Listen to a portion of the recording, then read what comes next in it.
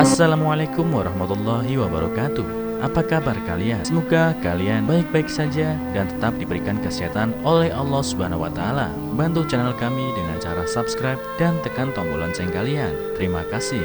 Semoga kisah ini bermanfaat. Awalnya menolak dijodohkan, wanita ini akhirnya mau menikah dengan sopir ayahnya sendiri. Jodoh merupakan misteri yang hanya Allah Subhanahu wa taala saja yang mengetahuinya. Seperti disebutkan dalam hadis Ibnu Mas'ud radhiyallahu anhu, di saat manusia masih berada dalam perut ibunya, kemudian diperintahkan malaikat untuk menuliskan rezekinya, ajalnya, amal perbuatannya, kebahagiaan atau kesengsaraannya. Jodoh termasuk rezeki seseorang, jadi memang sudah ditentukan oleh Allah Subhanahu wa taala semenjak manusia belum diciptakan dan sudah ditulis di Lauh Mahfudz. Dalam hal ini kita tidak diperintahkan untuk memikirkan tentang takdir tersebut, tapi hanya diperintahkan untuk berusaha. Nabi Shallallahu Alaihi Wasallam bersabda, "Beramallah, masing-masing akan dimudahkan melakukan apa yang telah dituliskan baginya." Riwayat Muslim. Berikut sebuah kisah nyata tentang seorang wanita yang tidak menyangka berjodoh dengan sopir ayahnya sendiri yang diketik ulang oleh Akang Gas dari majalah Nikah Sakinah volume 10 nomor 5 untuk enkripsi.wordpress.com 10 Agustus 2011 lalu. Meski cerita ini sudah cukup lama, tapi hikmah yang terkandung di dalamnya tidak akan pernah usang. Selamat menikmati. Sopir mobil barang di usaha dagang milik Bapak baru ganti sebulan ini. Bapak memang sengaja memberitahu orang rumah bila ada orang baru di UD-nya, usaha dagangnya. Bukan apa-apa, sebab barang dagangan kadang transit di rumah dulu untuk dicek sebelum dibawa ke gudang. Aku, kakak, atau ibu bergantian mengecek barang bila tak sibuk. Dulu pernah kejadian ada orang mengaku sopir baru, pada akhirnya melarikan mobil Bapak. Sejak saat itu, Bapak mewajibkan orang rumah tahu semua karyawan Bapak. Waktu berjalan, genap sebulan sopir baru Bapak bekerja. Masih muda, santun, tak banyak bicara. Hampir setiap saat Bapak memujinya. Yang baiklah, yang pinterlah, yang serba bisalah. Heran aku dibuatnya. Pada anak-anak sendiri nyaris Bapak tak pernah memuji. Benarkah pujian itu? Diam-diam ku amati sopir muda itu. Datang lebih cepat atau lepas luhur itu jadwal kerjanya. Kata Bapak, hal itu sudah diizinkannya. Tiap masuk gerbang tak pernah lupa mengucap salam.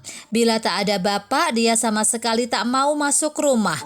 Memilih menunggu di depan pintu meski sudah ibu persilakan. Bila bicara dengan ibu, dia lebih banyak menunduk, sedikit senyum, tapi nada bicaranya tetap terdengar ramah dan santun. Oh, pantas saja Bapak suka padanya. Yang lebih mengherankan, sekarang kalau keluar kota untuk urusan pribadi sekalipun, Bapak sering mengajaknya. Padahal selama ini Bapak biasa nyopir sendiri. Bila Bapak tak sempat mengantar ibu belanja, Bapak pun mempercayakan hal itu padanya. Ada lagi yang berubah pada Bapak. Kaset keroncong dan langgam Jawa sudah tak lagi terdengar di rumah atau di tip mobil. Gantinya, kaset murotal dan ceramah-ceramah agama. Entah kenapa aku tak pernah bertanya meski aku penasaran. Nonton televisi paling saat berita, padahal Bapak penggemar sinetron. Nama artis-artis pun Bapak hafal. Sore itu aku pulang dari kantor tempatku bekerja. Tak ada yang aneh dengan Bapak dan Ibu, karena seperti biasa mereka berdua selalu duduk di beranda menunggu aku dan kakakku pulang. Tapi kulihat senyum mereka tak seperti biasanya. Benar saja, usai makan malam Bapak membuka pembicaraan yang tak pernah kuduga sebelumnya. "Berapa usia kamu sekarang?" "Ah, Bapak pakai tanya umurku, hampir 26 tahun. Kenapa, Pak?" "Belum ingin menikah, keburu jadi perawan tua lo nanti." Makanan jadi sulit kutelan. Sejak kapan Bapak ingin anaknya cepat-cepat kawin? Buktinya, 2 kakak perempuanku menikah saat usia mereka kepala 3. Malah masih kuingat kata Bapak, usia kepala 3 baru matang dan siap menikah. Kok sekarang berubah? Jujur, aku dan kakak-kakakku tumbuh dalam pendidikan sekuler dan menikah di usia berapapun tak pernah jadi soal. Karir di mata keluarga kami begitu penting, tapi sekarang Bapak tiba-tiba bicara pernikahan, juga agama. Dan satu hal yang baru kusadari sekarang tentang ibuku. Ibuku adalah wanita modern tulen, salon, berdandan, dan segala trendsetter fashion tak pernah ketinggalan diikutinya. Sekarang, mana kutek di kukunya, mana kuku panjangnya, mana make upnya, tak terlihat sama sekali. Tapi diam-diam kupuji dalam hati, wajah ibu terlihat lebih ringan dan segar tanpa make up. Kau mau nanti Bapak carikan? Atau barangkali kamu sudah punya calon sendiri? Makanan makin terasa sulit kutelan. Pacar, aku memang pernah naksir beberapa pria, tapi tak pernah sampai pacaran. Siapa calonnya, Pak? Mas Dodi tiba-tiba menyela. Sopir Bapak, ucap Bapak tanpa dosa. Mas Dodi tertawa. Aku terperanjat berdiri setengah melotot tak percaya. Tuh Pak, apa aku bilang? Bapak nggak percaya sih. Belum fa saja sudah melotot. Gimana mau nerima? Ternyata Mas Dodi sudah tahu rencana Bapak. Kutinggalkan meja makan dengan rasa hancur dan terhina. Masa Bapak tega menikahkanku dengan sopir? Apa kata dunia? Calon S2 kok cuma dapat sopir? Aku menangis di kamar, membayangkan semua mimpi buruk itu. Ibu dan Bapak menyusul ke kamar, menjelaskan semuanya juga soal siapa mimpi burukku itu. Aku jadi malu juga setengah tak percaya pada cerita Bapak. Aku diberi kesempatan untuk berpikir sepekan, hanya sepekan, kata Bapak untuk kebaikan semua dan sebelum kesempatan itu hilang. Sholat istikharah, biar kamu yakin, pesan ibu.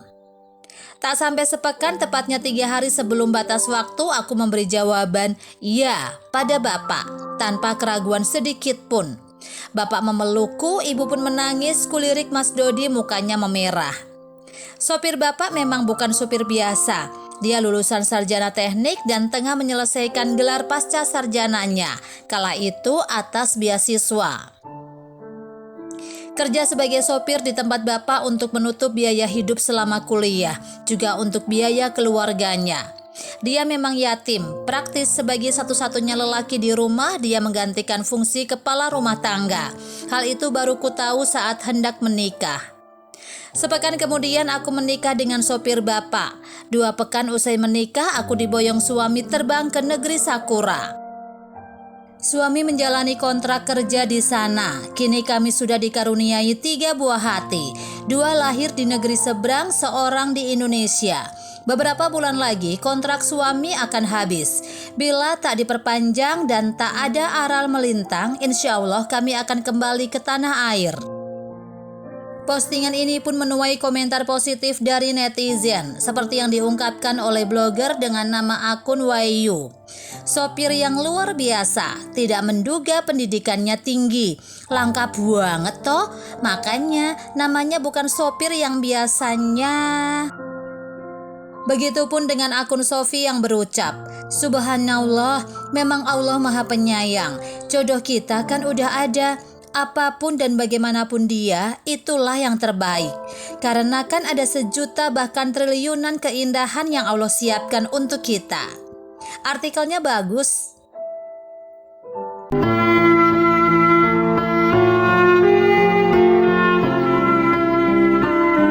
Assalamualaikum warahmatullahi wabarakatuh. Apa kabar kalian? Semoga kalian baik-baik saja dan tetap diberikan kesehatan oleh Allah Subhanahu wa taala. Bantu channel kami dengan cara subscribe dan tekan tombol lonceng kalian. Terima kasih. Semoga kisah ini bermanfaat.